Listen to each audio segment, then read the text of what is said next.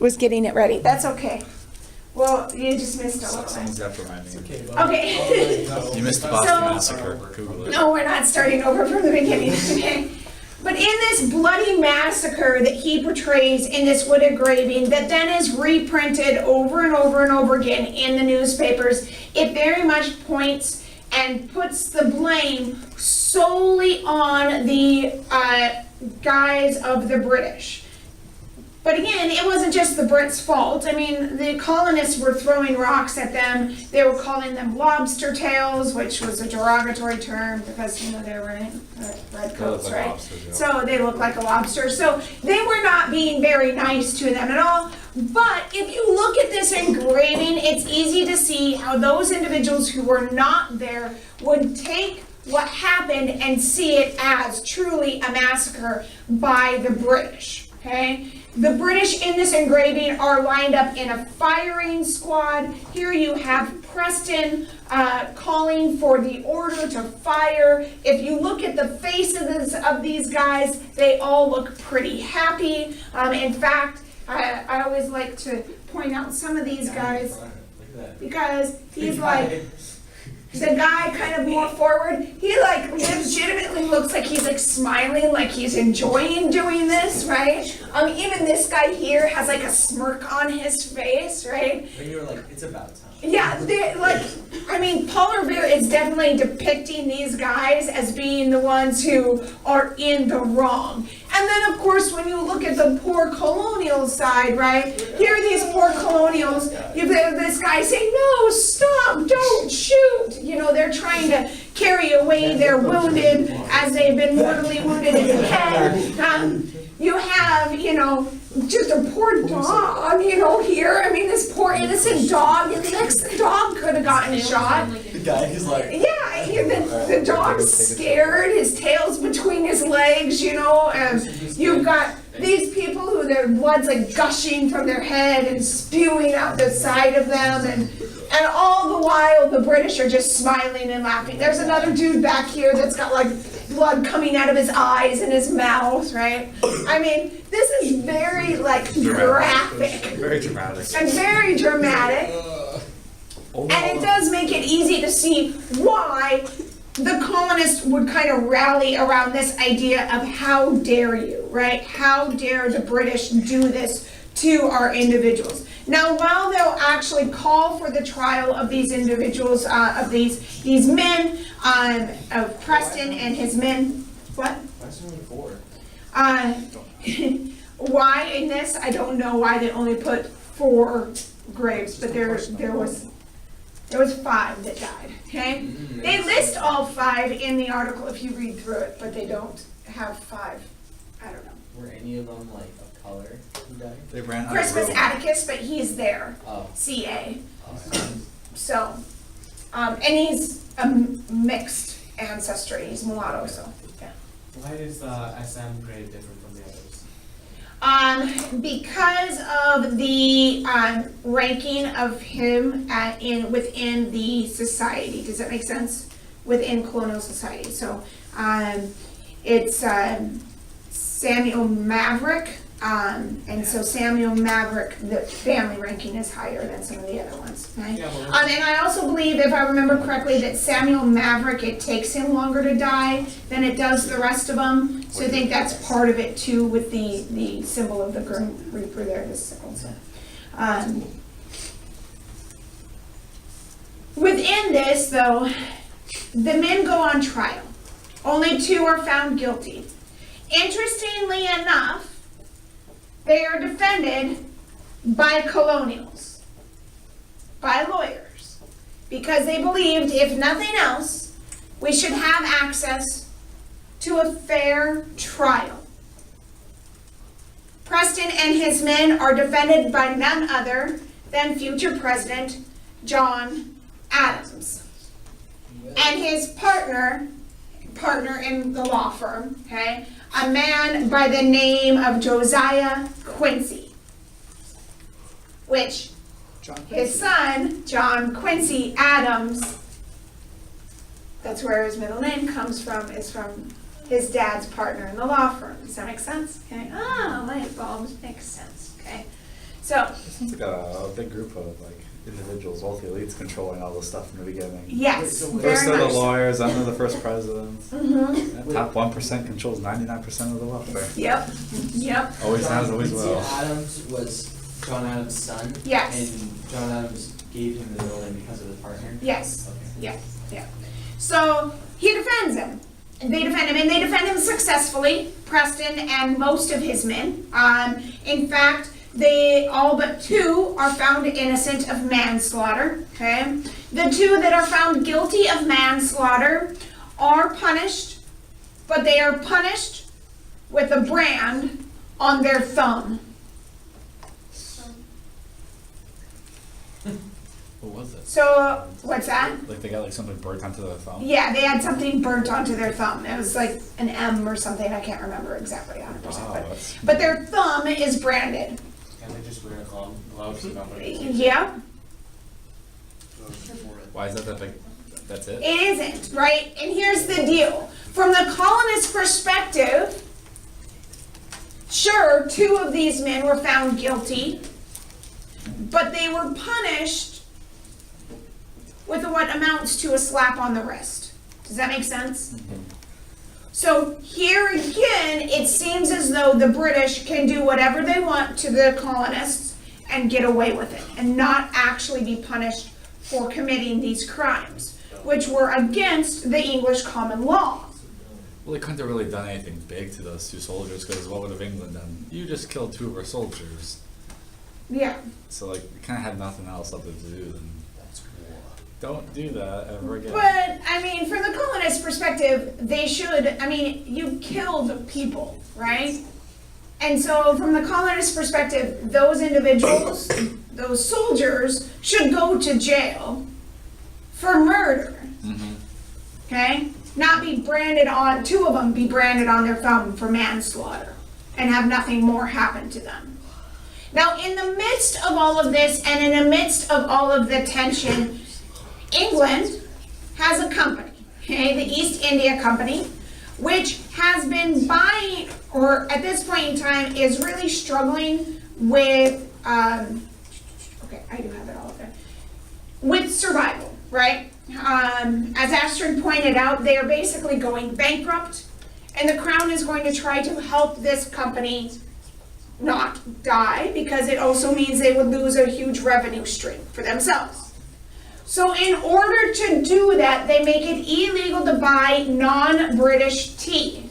Now, what you have to understand is that in the colonies, the colonists actually had more tea and were already smuggling tea. In fact, part of the reason why the British East India Company is in such big trouble is because of the smuggling and non-importation that's already happening with British tea, okay? And they're using predominantly a lot of Dutch tea at this point in time. So it's now officially illegal for you to buy anything other than this tea coming from the British East India Company, okay? They're also going to tax the tea, okay? It's 3 cents a pound. It's really not that heavy of a tax whatsoever at all, okay? For tea, it's really not. But the problem that the colonists have with it is that it creates a forced monopoly over the product, okay? And it makes it so they have to buy the product. And while the Boston Tea Party specifically occurs in Boston, there are other areas of the colonies in which there are other events involving issues over the tea, okay? In New York Harbor, one of the ships, the Gaspee is coming in, and I'm sorry, it wasn't the Gaspee, it was a different ship. It's like the Massachusetts something or another. But anyways, this ship is coming in. They actually storm the ship and they burn the ship. Okay. In areas of Pennsylvania, they take it and they put it in a warehouse and they basically just take possession of it and prevent it from being sold to anybody. They later, FYI, turn around during the Revolutionary War and they sell it as a means of helping to fund the war.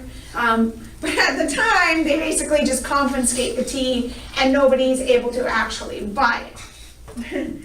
But on December of 1773, the Sons of Liberty decide to protest the Tea Act by taking that tea and dumping it into the harbor. They dress up as Mohawk Indians. They go into the harbor without destroying the ship, or even quite frankly, without destroying the chest that the tea lies in. They take the tea and they throw it into the harbor, okay?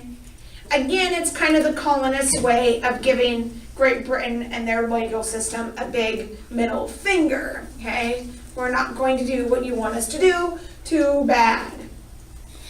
And with that middle finger, you have now destroyed all of this tea. 342 chests worth of tea have been dumped into the harbor. It's tea, so it's not like you can readily save it, because it's tea that's now wet, right? Okay, kind of how you make tea is you get it wet. Right, you Sounds brew it. salty. Yeah, no, it's just really salty tea in the harbor. No, not really. They Okay? dye the water a different color. I don't think there's that high of a concentration that it would have, like, Well, isn't that water like in the Boston Harbor? Is it like clear or is it pretty murky? no, it's pretty murky. Yeah. It's like salt tea, Yeah. like saltwater tea. Well, yeah, but I don't think it, like, the Salty. concentration of tea is not high enough That's what I call the to make it salty taste ocean. much like anything other than tea. Okay? All right. I kind of had a little fun this morning. For the British, the Boston Tea Party represents a critical change in the relationship between the colonies because they see it as a direct act of defiance. Because it is a direct act of defiance, okay?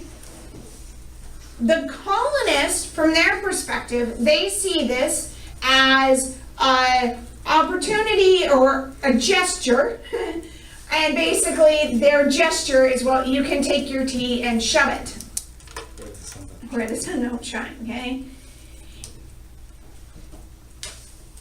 As a result of the Boston Tea Party, though, England will put in place what are called the coercive acts by England and are called the what by the colonists? The intolerable acts. They are the same thing, but from the crown, fine. If you don't want to do what we want you to do, then we are going to coerce you into doing it. And the colonists are like, this is absolutely intolerable, and we will not stand for this. So these intolerable acts put in place as a result of the Boston Tea Party closes the port of Boston. It puts Massachusetts under martial law,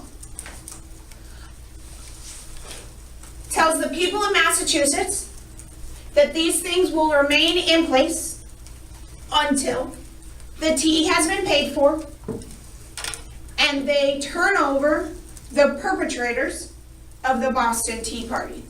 Now, those involved in the Boston Tea Party, yes, are the Sons of Liberty, but it's also Paul Revere and Sam Adams who are in the mix of this. John Hancock is there as well, okay? Just all the cool guys. Yeah, all the cool guys came out. They should all hang out together. It sounds like a bad group of kids. Now, what you have to understand that as a result of the passage of the coercive acts, okay, look what happens to both imports as well as exports out of the Boston Harbor. It basically crushes the economy of Boston. And for that, the economy of Massachusetts, and heavily damages the economy of all of the colonies. For the colonies' perspective, something must be done. And they begin, especially in Massachusetts, saying until this is removed, until the intolerable acts are removed, then we will not do anything that the Crown wants us to do whatsoever at all. Basically, all bets are off. In response, the colonies will come together for the first time as the Continental Congress. 12 colonies, so everyone except for Georgia. Why does it make sense that Georgia doesn't want to participate? Tobacco. Because tobacco, right? They need that relationship with Great Britain in order to economically survive. So they're not on board yet. But all 12 of the others will meet in Philadelphia at Carpenter's Hall to discuss what to do next as a result of these intolerable acts. They agree to stop importing anything and everything across the colonies, and that non-importation will take full effect by September of 1775. They also, in this, create what's called the Grievances of Rights. Think about this. The Declaration of Rights and Grievances. Is there any other English document that has a similar sounding name? Declaration of the Rights of Man. Of man and of citizen, right? Okay? Same kind of concept. But basically what this is it's a letter to the king basically saying, here's everything that you have done wrong to us. And including the biggest thing, the fact that you are continuing to tax us without us having representation. Thank you, Mr. Who says that? Taxation without representation first? Otis, yes, James Otis. Thank you, Mr. James Otis, for that lovely phrase, okay? And they argue then that you must repeal the coercive acts. You must also, within this, repeal all revenue acts, and they also argue they need to repeal the Quebec Acts. Now, prior to the coercive acts being implemented, Great Britain has decided to try to make a little bit greater control also over its colonial possessions in what is now Canada. Okay? It's called the Quebec Acts. Now, the reason why the Quebec Acts really piss off the colonists is because of the fact that they basically tell Canada, well, first and foremost, you don't have any say in any laws that we pass. Okay, you are virtually represented. And secondly, under the Quebec Acts, they also create a state religion. So all of Canada is Catholic by order of the Quebec Act. Now, why would this piss off the colonists? It's like goes against like what the Yeah. they're here. It went against, in part, why they were here in the first place. And yes, Everett, you're right, the vast majority of them are Protestant. And if you can do this to the Canadians, are you going to try to do it to us next? Right? And so they are fearful of what might happen to them next. Although the Prime Minister of England, a guy by the name of Burke at this point, urges compromise between the colonists and between King George, King George says, nope. In fact, Burke is quoted as saying, great empire and little minds go ill together. In other words, you have to be bigger than this King George. But King George refuses.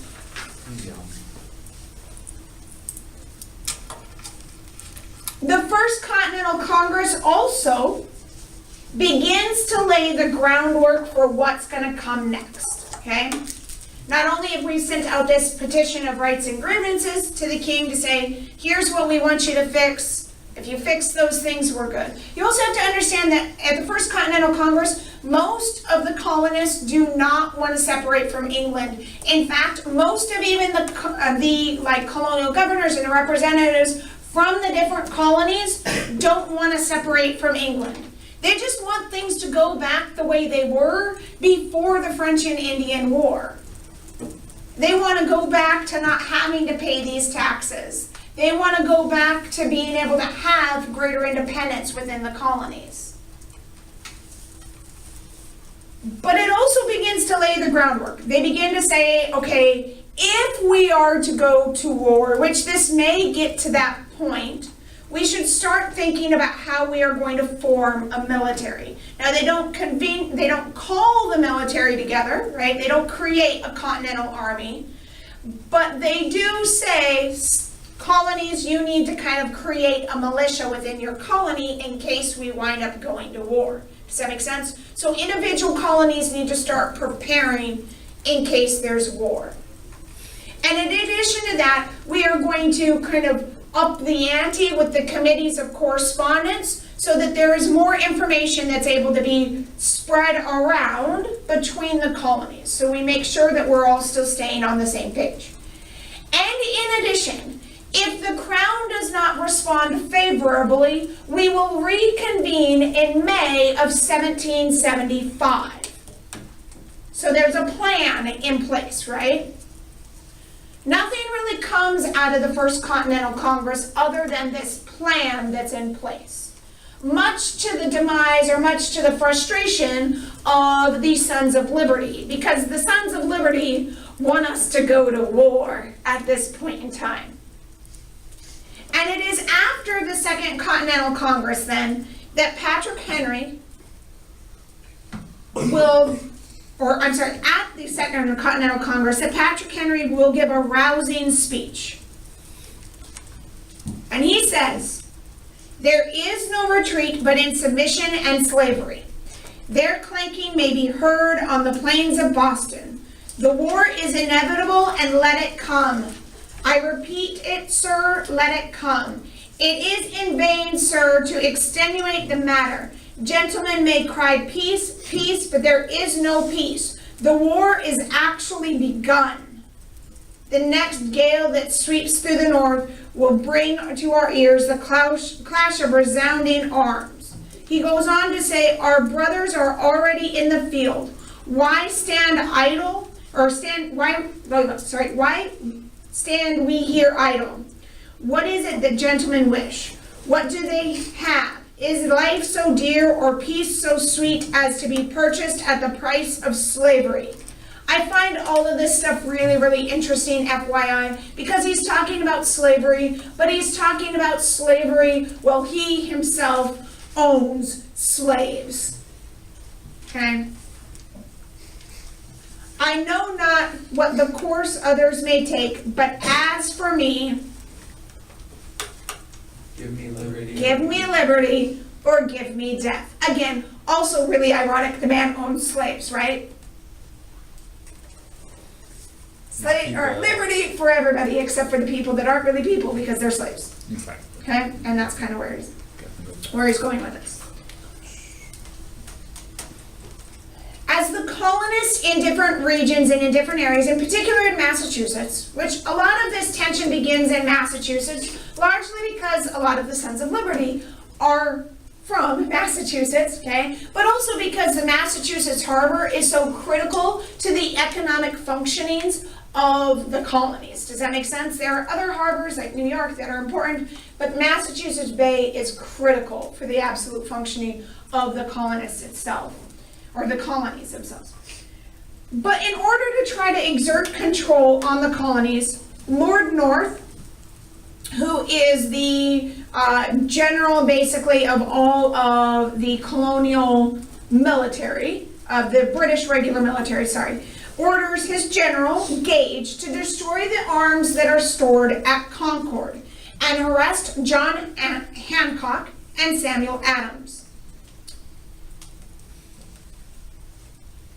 He argues that if Gage is able to do this, and that then maybe he can exert more control on the colonists. He also says that if the colonists are paying for their own defense from the British Crown, there is no reason for the colonists to have a storehouse of a bunch of ammunitions. Because they don't need the guns, we need the guns. Does that make sense? So he orders Gage to go and to seize the weapons at Concord. The colonists find out that Gage is coming. Probably the information actually came from Gage's wife. considered herself a mighty fine patriot and not a loyalist to the British crown. Okay? So most likely the information came from Gage's wife. We don't know for sure, but probably, okay? Paul Revere and another guy, I can't think of his name right now. Gates, not Gates. It escapes me. Paul Revere and another guy decide that they need to warn Lexington and they need to warn Concord. Okay, Lexington along the road is first, Concord is second. Does that make sense? That the British are coming to take the armaments at Concord. So we want to prepare them at Lexington so they can deal with the British and hopefully prevent them from even getting to Concord. So he begins his ride, this famous ride, the midnight ride of Paul Revere, right? The redcoats are coming, da-da-da-da-da-da-da, okay? Now, he gets just past Lexington, and as he's going through Lexington, where he's announced that the redcoats are coming, the British are coming, he is joined by a Dr. Samuel Prescott. Now, there's a bunch of different stories about what Prescott was doing in Lexington, because Prescott's from Concord, okay? One of the stories says that he was actually visiting a woman that he was like trying to court and that he loved or whatever else he was visiting this woman. There are other stories that just says, well, he was a doctor, so he was there treating patients. But anyways, Prescott joins the ride with these other two men. They get just a few miles out of Lexington and Paul Revere and the other man are captured by the British, okay? Prescott, though, is able to somehow escape, and he takes his horse and he jumps his horse over this, like, rock gate kind of thing, okay? It's like a wall that, like, used as fencing, right? He jumps his horse, leaps his horse over this, and keeps on riding on to Concord. Meanwhile, the one guy that Revere is traveling with, he's released after just a short amount of time. He goes back to Lexington to let the people of Lexington know that Paul Revere has been captured. And Paul Revere is held for like 2 hours and then he's released also. But Paul Revere never makes it to Concord, okay? He makes it just a couple miles past Lexington and then he's captured. It is Prescott that brings the information all the way to Concord and actually lets them know that the British are coming. And so sometimes Prescott is completely forgotten in our history books, and largely because, He wasn't captured. nope. Yeah, but why? Why is it because Paul Revere was? Because later on, there's a poem written about Paul Revere and the midnight ride of Paul Revere, right?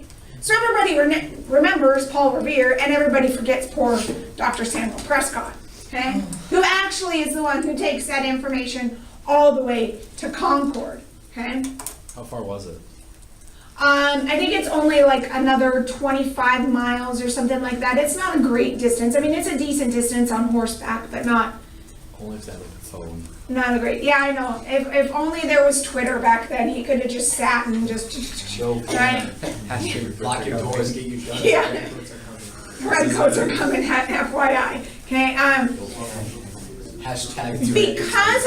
Because of Paul Revere coming and warning Lexington, when the British get to Lexington, they are encountered by 60 to 70 Minutemen, okay?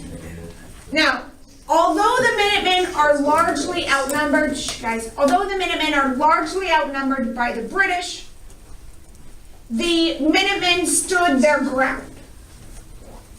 Ultimately, at the end of Lexington, 8 are dead and 9 are wounded. And the British military is able to march past Lexington and on to Concord, which is their determined destination, right? To seize the goods at Concord, okay? But at Concord, they are met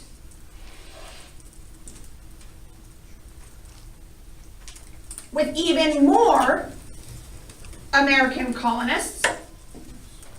In fact, they're attacked by by 5,000 colonial Minutemen.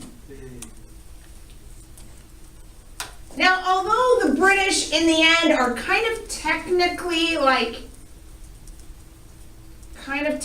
victorious to a certain extent, in the end, the Brits have more people that die, 250 that are dead, wounded, or captured. So the Americans say it's their first win of the Revolutionary War. I have a question. Yes, Why are they called Minutemen? because they could be rounded up in a minute. Really? Yes, they could be ready to go in a minute. Okay, so that's why they call them Minutemen. Just like the Minuteman and Missile Man, like. Yeah, they're ready to go on a minute's notice, basically, is why. Ultimately, the colonists will rally. We see them push into Boston and push the British to Boston. And after 2 months, Gage besieged at Boston, leaves, declaring all the men of Boston traitors to the crown. But legitimately, after Lexington and Concord, the war is on. Okay, if the war wasn't on before, it is on now, right? Kind of, right? There's no official declaration of war yet, but on May 10th then, remember they said on May 5th, if nothing had changed, they would meet again. Well, they don't actually wind up meeting until May 10th. On May 10th of 1775, knowing that war is imminent, and after the battles of Lexington and Concord, the Continental Congress will meet once again. But again, there are people that have tendency. Think about it, there is still not an American identity. These are people that still see themselves as Englishmen. They see themselves as having the rights of Englishmen. And also this idea of making your own country, it's a little scary. Especially when the colonists are not united, right? They still, although they see themselves a little bit more as the colonists and as patriots, there's no true American or even colonial identity. So this idea of breaking away is still very nerve-wracking. But they understand that that is what is coming. So they will place George Washington as the commander of our Continental Army. We officially now have a military, okay? And Washington is in charge. There are some that called for John Adams to be in charge over Washington. Washington ultimately gets that position because Experience. he has experience And he knows the land. and he knows the land. And he was a Brit, like He fought with the British during the French and Indian War, right? So he knows their tactics very well. So, and like, also you said like he followed the British. Like, why do you think like he wasn't like more loyal to the crown if he's like fought with the British and lived in? Did he live in England like the beginning of his life and then moved? Yeah, but you have to understand that despite those things, all of these men are still very loyal to the crown. Does that make sense? They don't want to actually separate from England. They just feel that it's coming to a point where it's going to become an inevitable truth that they cannot avoid. Does that make sense?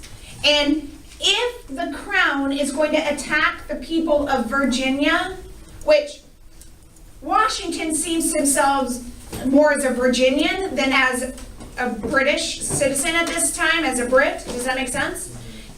So if they're going to attack Virginians, I'm going to have to do something about it. And we'll pick up with that on Monday.